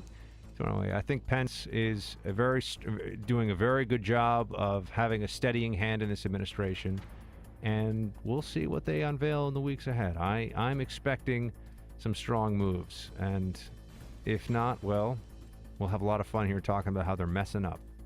All right, everybody. Hour 3 is already upon us. I've got a fantastic guest coming up. Buck Sexton with America Now, where there's always something to talk about, where you can trade opinions with Buck. Not sure you'll win, though. Just call 844-900-BUCK. That's 844-900-2825. All right, Buck, you're on. So, team, we talk a lot about politics and national security here. We talk about current events and everything that's happening in the news cycle. I like to mix it up, though, too. Just spice some things into the show that I find interesting, things that I just want to learn more about, and I think that you will, too. Things that I'm a novice, but I'm trying hard to pick up more information as I can through reading and just teaching myself about these things. And I'm lucky in that I can have world-class experts come on this show to tell all of you about them, too. I find space interesting. Producer Sarah over here said it right before the break. Science is cool. I agree. Science is cool. And space is a very interesting part of science. We're joined now by Sarah Seeger. She's an astrophysicist and planetary scientist at MIT. Oh, yeah. Her research focuses on theory, computation, and data analysis of exoplanets. She was one of the heavy hitters that NASA brought to announce this major discovery. And here's the discovery. Actually, Sarah, I'm going to let you tell everybody. What was this huge discovery about a whole bunch of exoplanets? Hey, well, first, thanks for having me on your show. Well, the discovery was the announcement of 7, not just one, but 7 planets the size of Earth orbiting another star. That's pretty cool. Now, it's far away, right? What is it, 235 trillion? Is that right? It's 235 trillion miles? It's quite a ways from us. It is. Space is vast. Yeah. So space is a big place. That I did know. So these planets are super far away, but we can see them with this telescope, which is called TRAPPIST. What's the TRAPPIST? Yeah, well, TRAPPIST, you know what? TRAPPIST is just like if you built your own telescope, you could name it whatever you wanted. And the person who built the telescope just named it TRAPPIST for whatever reason. I mean, my telescope I'd call it like Zeus the Destructor or something, but TRAPPIST is cool too. So what does TRAPPIST do? Well, what TRAPPIST does is it looks at a really special kind of star, just one at a time. And we call these, you're going to like this, ultra-cool dwarf stars. Because first people would name a cold star a cool star. And then they named a small star dwarf stars. You had cool dwarf stars, but what are you going to do when you find an even colder, smaller star? They named it ultra-cool dwarf star. Wait, that's really what it's called? Ultra-cool dwarf star? Best band name ever. We almost ran out of adjectives. So they were looking at these very small stars because it's easier to find small planets around small stars. Yeah, okay. They started looking at them, and one of the first ones they looked at, they just found like this bonanza. It's like hitting the jackpot, 7 planets. So we've never seen anything like these. What is an exoplanet, by the way? That's one of the that's in the headlines about this discovery. An exoplanet is what? An exoplanet is a planet that orbits a star other than our sun. Because like we usually forget, but our sun is actually just a star. And all those other stars are out there are suns. And if our sun has planets like Mercury, Venus, Earth, and Mars, etc., it really makes sense that other stars should have planets also. But in the last 10 or 20 years, we have found, astronomers in general have found thousands and thousands of planets around other stars, and we call those exoplanets. Gotcha. Now, these particular exoplanets, there's a cluster of 7 of them in this solar system, which is outside of our solar system, which is why it's an exoplanet. They're very far away, 40 light years from Earth, which is quite a distance, as I understand it. But what do we know about these? I'm sure what people would want to immediately get into here is, let's just assume theoretically that I built a super fast space booster, which I know, Sarah, is not the technical terminology, but I made something that could go vroom, vroom real fast and get us to those planets. Do we know if they're possibly habitable? Do we know if they have water? Actually, no, we don't know. But we're going to be able to find out. And that's partly why we're so excited about these planets, because all those other thousands we found, they're either not Earth-sized, or they're not suitable for life, and we can't study them at all. These ones are just in the right configuration so we can study them further. What does that mean, configuration? I mean, why do we think these may be more likely to have, theoretically, right? They actually could already have life on them. I'm not trying to get all. No, they actually could, and even more interesting, they could actually have their own radio show, whatever frequency they are tuned to. Asking about us. Hopefully they're listening to the Buck Sexton show. I mean, I know it's kind of far. I don't know if our signal travels, but we'll see. But I agree with you. We don't know what's going on over there, but we know that because of the, as you say, the configuration of these planets, they could be temperature-wise able to sustain life, and there could be water. Is that where we are? I mean, they're at least in the ballpark of all that. Right. And what we're waiting for in particular is for a new space telescope to launch, because we've had the Hubble Space Telescope, for decades now. But we've been building, that means our whole nation actually, we've been building Hubble's successor, the next Hubble. And that telescope is much bigger, much more powerful. It's called the James Webb Space Telescope. And that telescope, even though we don't have the spaceship that can go there, once our telescope is launched, we can just look at it from far away. We can look all that way from here and try to see what's in the atmosphere and see if there's water on the planet and maybe even see if there's some kind of life. How far are we away from having this mega telescope active and ready to go? We're about a year and a half away. It launches in 2018. Where's it going to be? It launches in the fall of 2018. No, but where? Oh, where?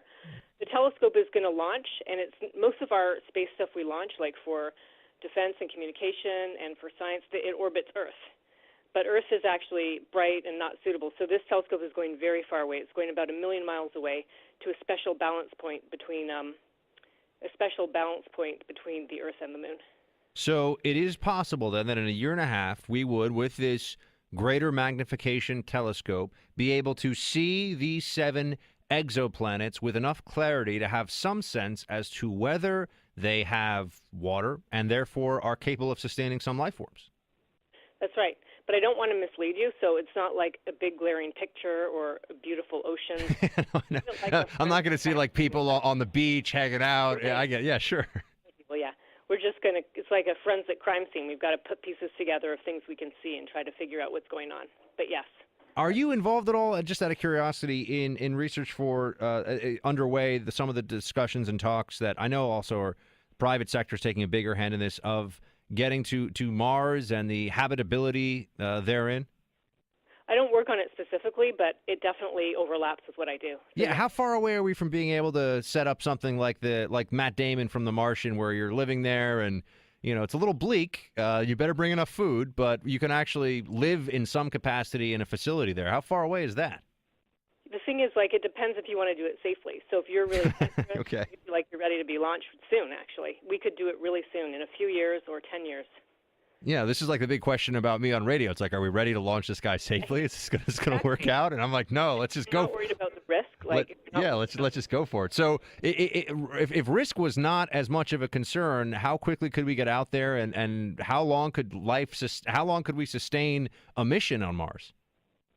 Well, if you think about it, we've sent lots and lots of things to Mars. There are rovers on Mars. There's a rover on Mars that has been working for 10 years. So we have a lot of experience in getting to Mars and landing safely. So that part we have under control.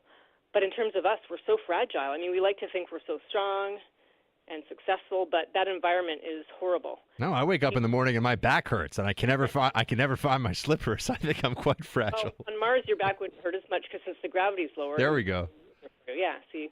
But you'd have to bring everything with you to start with, and that's where it would be harder to think about surviving.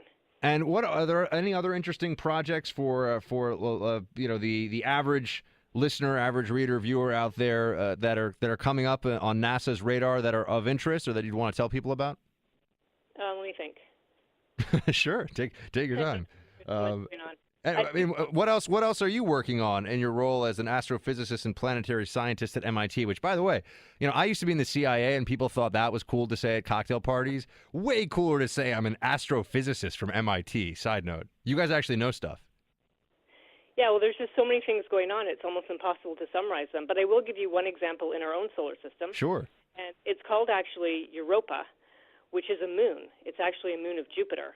But what's special about that moon is we're confident that it has a liquid water ocean, but not floating on the surface, but underneath a layer of ice. Ah. And all life as we know it needs water. we think where there's water, there's always some chance for life.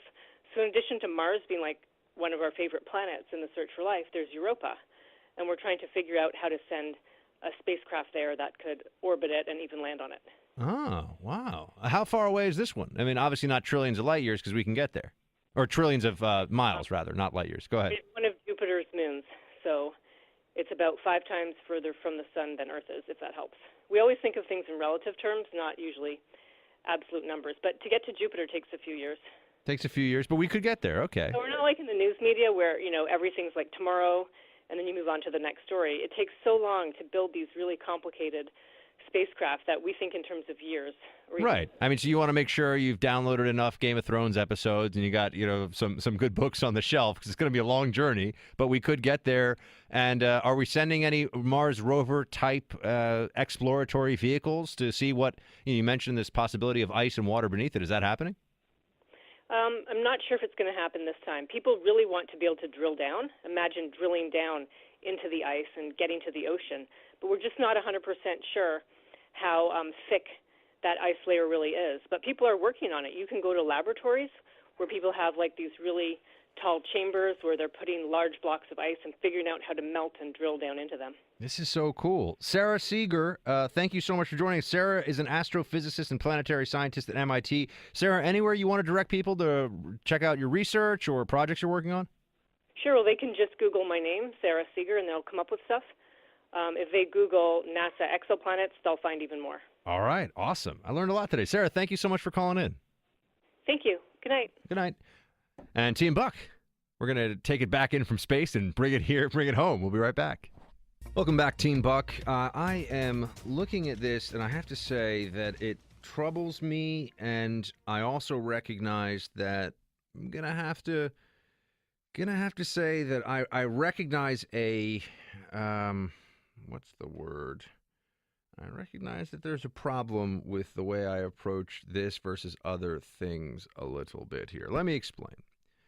That was very vague, I know, but we're transitioning from talking about 7 exoplanets. That's right. Tomorrow when you're walking to the office or taking the kids to school or wherever you are, just be like, hey, do you hear about the 7 exoplanets 235 trillion miles away? Oh, you didn't? You don't listen to the Buck Sexton Show. And then you can send them the podcast, which is available for free on iTunes. So, Trump administration is hinting at a crackdown on recreational pot. Now, let me just say, I would be very honest with you. If I were somebody who dabbled in the marijuana, I would let you know that because I think that that's only fair, especially if I'm going to have a position on a policy like that. And if you want legalization, I don't think you should pretend. I don't smoke weed. I have not I stopped after September 11th so I could join the CIA. So it's been a long, long time. And I was never somebody who particularly enjoyed smoking weed. I'll be honest, I never really liked it. I always found it to be, I tend towards the anxious and the overthinking in general. So I have to force myself to mellow out. And so I would figure that people always talk about marijuana can make you more mellow. For me, it always just made me more nervous. Anyway, I'm not a weed smoker, but I am in favor of decriminalizing marijuana. And and I'm not in favor of decriminalizing all drugs. I think that is sloppy because first of all, as we know, alcohol is in reasonable doses is fine, and I do drink and I enjoy a glass of wine here and there. I like tequila, I like a good scotch, but I try to stay away from the mixed drinks. Side note, but generally speaking, I'm okay. I drink, and I think that marijuana should be decriminalized and regulated. I'm in favor of it. This is where me and the libertarians all have a come together moment, and we, just want to all hang out, put on the Cat Stevens, let the cat purr, and they could smoke some weed if they want. I'm just there saying I don't think you should be arrested for this. And a lot of people, a lot of good conservatives disagree with me, but.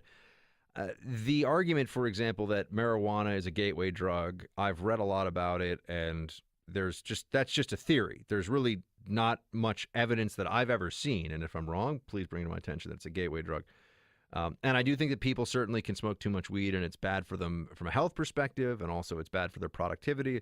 But that's true of a lot of things. So a lot of things that are currently controlled and regulated, but legal in certain context. I certainly don't think that people should have their lives, their careers ruined, and their freedom taken away for the recreational use of marijuana. And I have to break with the Trump administration on this one, because they're saying, or they're hinting, to be fair, they're only hinting at it. And they've hinted at a lot of things that I'm going to have a problem with, by the way. $1 trillion infrastructure spending, tariffs on trade. You go down the list. There are a bunch of things that Trump is talking about where I'm not going to be able to, in good faith and in good conscience, show up here and be like, yeah, it's great. I love what Trump's doing on that thing that's totally not conservative and that's bad for the economy. And no. Or if all of a sudden he's like, yeah, let's just give all of our sensitive nuclear technology to Russia. That sounds like a great idea. No, obviously he won't do that, but I would have a problem. I'd have a problem with something like that. And a big problem. That's obviously a crazy example. You know what I'm saying? So with the weed, here's the thing. I think that it should be decriminalized. Colorado and Washington State, which have decriminalized it, are doing fine. And in fact, they have discovered that this is a lucrative source of state revenue. And just as they have managed to get away with the lottery, which is gambling for lower income people for the most part, it's just gambling for lower income people. That's all lottery is. But they use that money, at least in New York, I think they use it for schools. So it's, we're using the money for schools, for teachers' unions. But they use it for schools, too. Out in Colorado and Washington, they are also using the money that's taxed for marijuana for schools. And so that's a way of getting around, are you allowing people to engage in behavior that is destructive and that is bad for the rest of the economy and causes problems in any number of ways. But here's what I have to be very honest with you all about. And if you have any thoughts on this, by the way, on the Trump administration cracking down, I think it'll be on those states. It might be a broader crackdown in general on marijuana, which is a federal crime right now. It still is a Schedule I drug from the Narcotics Act of, I think it's the 70s. I forget when exactly it was passed. But they created these schedules of drugs, and marijuana is Schedule I, up there with cocaine and heroin. And those are much more dangerous drugs, and that's why I don't like people say, well, are you for legalization of everything? No, of course I'm not for legalization of everything. Absolutism is rarely good policy. Even on the Second Amendment, I do think that taking the Scalia definition of, or the Scalia approach to the Second Amendment, yes, even in the time of the founding and when they were signing and writing the Bill of Rights and then signing the Constitution, even when that happened, there were some understanding that, maybe having a cannon foundry in your backyard and having exploding mortars that you could, have a siege of a government facility with, that might have been a problem. I don't think everybody should be able to walk around with Stinger missiles. I think an AR-15 is in common usage, and I think that the government's current crackdown on that is disingenuous, constitutionally unsound, and it's wrong. Semi-automatic rifle. You know what, guys? I'm running into two different things here that I want to talk to you about, both of them.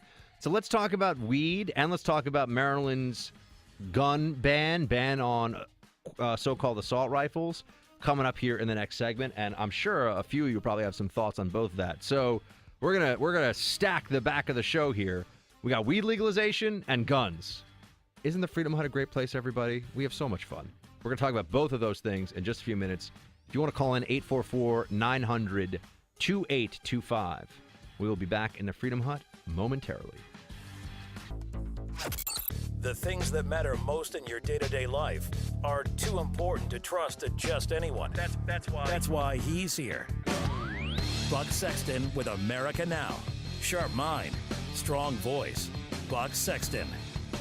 Oh, we're talking weed and guns in the third hour of the show today. More specifically, weed legalization and gun bans, or a crackdown on weed legalization and gun bans. Now, it's not technically right to say it's legalization. Let's start with the weed, and then we'll get to. Let's start with the weed, then we'll get to the guns. That sounds like it sounds like a different kind of show. But anyway, it sounds like a different kind of discussion. But let's start with marijuana. So I could talk to you at length, and I feel like a lot of my fellow conservatives they don't care enough about weed. They don't really want to, libertarians are always in favor of this, and I agree with them on it. But I also realize that it can be annoying to go, well, what about marijuana legalization? It's not the most pressing issue in the world. And by the way, if you got thoughts on weed or guns, I bet a lot of you do. 844-900-2825. So on the weed thing, you've got the Trump administration saying they may crack down. Here's the issue. The Obama administration did something that was essentially lawless. They said they would not enforce federal laws. The Controlled Substances Act of 1970, that's what I was referencing before, the CSA of 1970 puts weed as a Category 1 prohibited substance. It is illegal to possess, sell, grow, all that under federal law. But I was just speaking to producer Sarah about this before. They have states where they have a lottery system, and you can set up a shop and you can sell this stuff. And of course, there's medical marijuana in California. And I have friends who are like, "Oh, my toe hurts. I need some medical marijuana." We all know how that game is played. So there's been this experiment with a policy that is a live and let live with marijuana in some states, but it's also illegal under federal law. That's not the way this should be done. And I can't in good faith say to you, well, immigration law should be enforced because the law is the law, and marijuana laws should not be enforced because they don't count. Congress should take action on this, and the American people should listen to the American people on this, and they should either move marijuana off of Schedule 1 of the Controlled Substances Act of 1970, or they should do something. This is a problem of consistency. I can't say to you that the law is the law and it must be enforced. That doesn't mean that the law has to always be enforced in every instance, right? There is prosecutorial discretion, but prosecutorial discretion is not nobody who violates this law will get prosecuted. That's nullification of the law. That is a form of lawlessness. And that's certainly what we've had in large part on immigration, and I am against that. And as much as I am, from a policy perspective, in favor of marijuana legalization, I do not like this situation of it is clearly still illegal under federal law. And in a sense, by the way, this is all a monster created by progressives in this country, because it was progressives under the progressives on the Supreme Court with the Wickard v. Filburn decision that made interstate commerce the catch-all for anything the left wants to regulate and control and tax and destroy. They will say it has some effect on interstate commerce. And in Wickard v. Filburn, he was growing wheat, and he was going to not even sell it across state lines, but sell it in his own state. And they said, well, that will affect the market in other states because of interstate commerce. Therefore, we can regulate it. And now with Obamacare, and I know we're moving fast here, but weed and guns, we don't have that much time, everybody. With Obamacare, they can regulate inactivity, which was why people who are Constitution watchers and concerned about liberty and the erosion thereof were saying now they can tell you can't even not do something.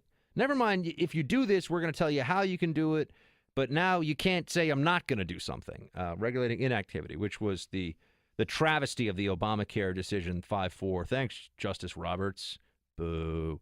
So Congress needs to act, because if the Trump administration starts locking people up after state authorities have been taxing this, what was it? It was tens of millions of dollars in the state coffers, taxing the legalized marijuana. And remember, it's not really legalized. It's just turning a blind eye to marijuana industry. And I do not think that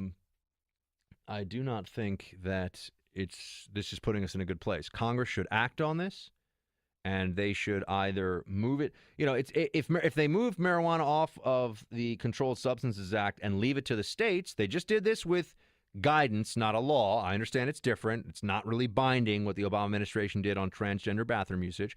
But they could say that states will make their own determinations about marijuana, and we'll take it all.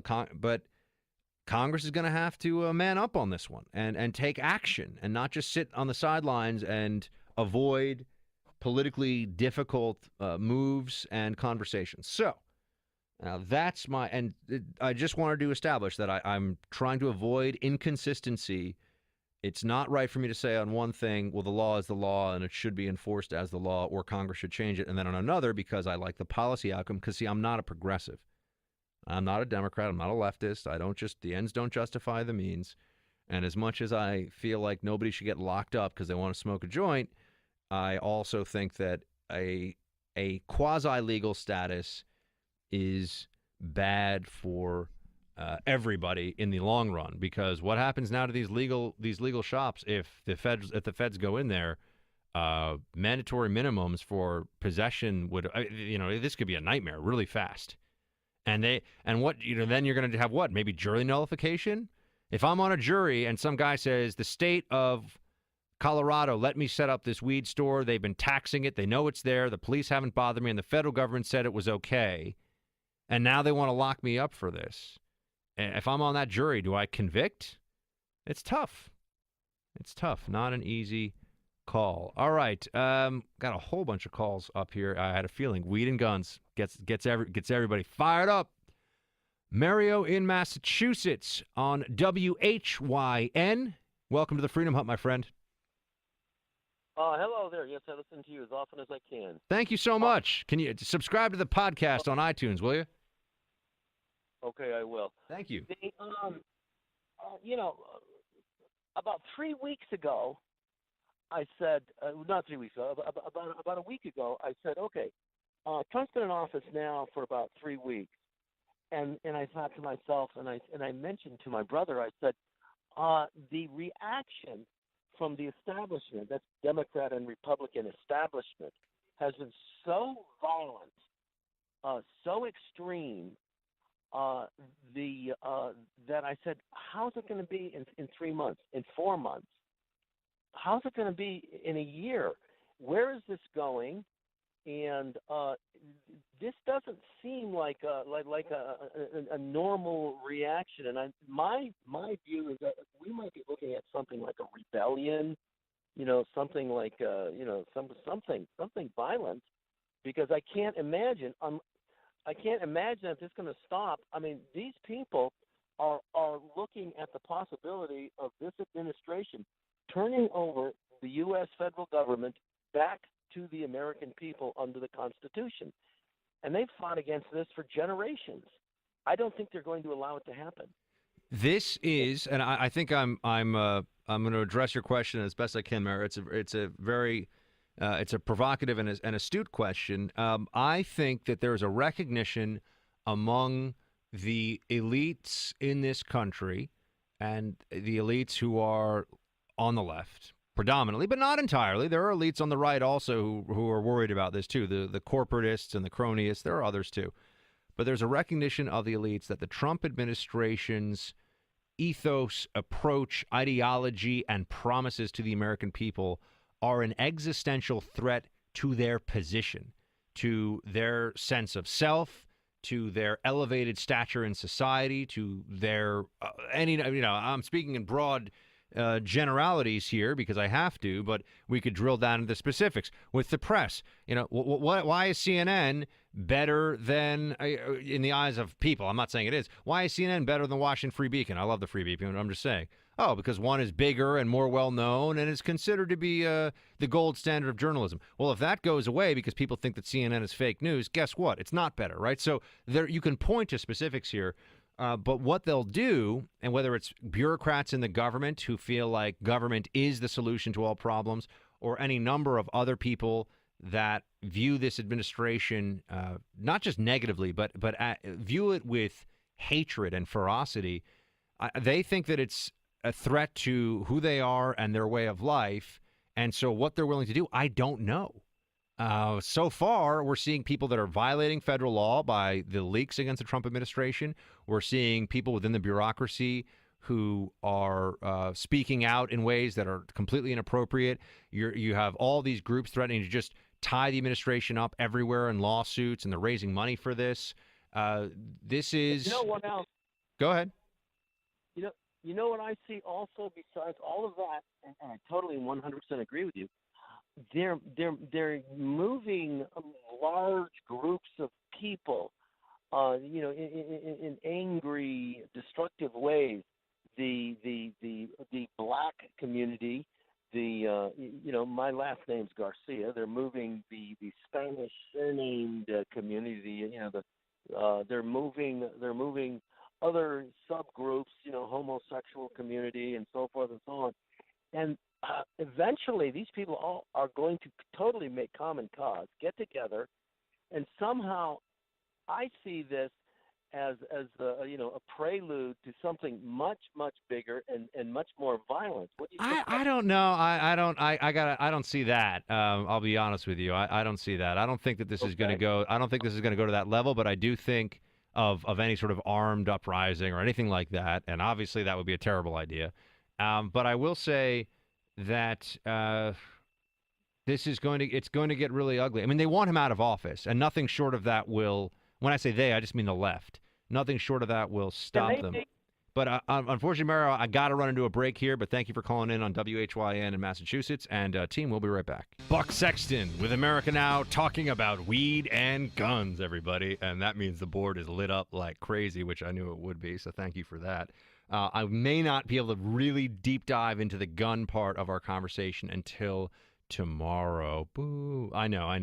I went long on the weed talk. But I wanted to take a couple of these calls, and then I'll set up at least our gun conversation for tomorrow. It'll be Freestyle Friday, which means we can get into whatever. But Chris in Pennsylvania on WAEB, welcome to the hut, my friend. Hey, good evening, Buck. How you doing, man? I'm good. Thanks for calling. Hey, so I'm with you on the weed thing. I think that it should go back. It should be. It shouldn't be a Schedule I drug. It should be the same thing as alcohol and tobacco are. Should be regulated kind of in that same category. And I would say even that the federal government shouldn't be involved in it at all. It should be a states' right issue. So I'll just shut up and listen to your response. No, I agree with I'm trying to think if I disagree. I'm looking for a way to disagree with you on that, Chris. No, I would agree with everything you just said. I can make the case for why weed is not more dangerous than alcohol. I think there's plenty of research, plenty of studies that support that point of view. I know people who do both and who smoke weed and marijuana and do both of those things, simultaneously. So I have to say, I think that this is a place where Congress should take action, and I hope the Trump administration doesn't go after people on this one, because I'd have to disagree with them. I know what the law says, but on this one, you've got states and the federal government telling you, oh, no, it's okay. Right? It's one thing when a sanctuary city says, no, we're going to ignore the federal government. The federal government's like, no, don't ignore us. In this case, you'd have both the federal government and the state government saying, yeah, don't worry about it, go for it, and then we're going to lock people up. I just, that's not right. That's not good. So Congress should act, and it should be left up to the states. If Alabama doesn't want weed, but Oregon does, and come on, we all know Oregon does, then that's how it's going to go down. No, and I agree with you on the consistency issue too. I mean, we want to do it the right way. So legalize, don't criminalize. Absolutely, man. I'm with you. Chris from Pennsylvania, thank you very much for calling in. Nick in Kentucky also wants to talk about weed. What's up, Nick? Hey, Bug. Shields high. Shields high. Thank you, sir. I just wanted to say I'm from Kentucky, and obviously weeds and guns, those are right up there at the top of our list. Cannabis sativa used to be the number one cash crop before the federal government shut us down. I thought it was bourbon. Anyway, go ahead. I'm drinking some right now, sir. Good man. What are you drinking? Recommendations on that other side. Right now, Woodford? What do you got? Drinking Basil Hayden's. Ooh. Delicious. Ooh, I'm getting the whole Freedom Hut crew is giving you thumbs up on that, by the way. Yeah. Well, I was going to say cannabis sativa used to be our number one cash crop before the federal government made it illegal, and that was not just marijuana, but that was also hemp. Hemp is making a comeback now, obviously, but it's really just the male or female plant. And really, I have a problem with this overall from the Trump perspective, and this is one of the things that concern me. I've never been a huge supporter, but I do like what he's doing. Going after the states and like you mentioned earlier, nullification. It's not a federal thing. It's literally the states go, you know what? We're not gonna do that. I'm sorry, we're done. We don't care. You make whatever laws you want. Yeah, it's basically saying if you got a problem with this, come and get us, and that's not a good policy.